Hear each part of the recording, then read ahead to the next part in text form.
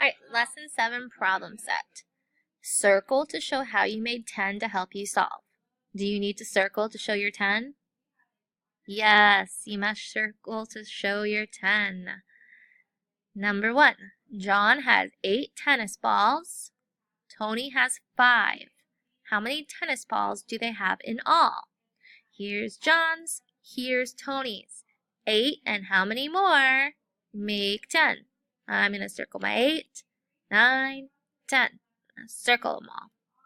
So 8 plus 2 more made 10. So now that I've made 10, it's right here. Here's the 10 I made, here and here. What do I have left over? 10 and, well, let's see, I used these 2. So 10 and 1, 2, 3. 10 and 3 make 13. 10 plus 3 is 13. John and Tony have 13 tennis balls in all. Number 2, draw the picture. Bob has 8 raisins. Jenny has 4. How many raisins do they have all together? Draw Bob's 8, Jenny's 4. Circle your 10. 8 and how many more make 10? 10 and what's left over? Make your answer. Bob and Jenny have blank raisins all together. Pause this and solve. Number 3, same thing, draw your picture.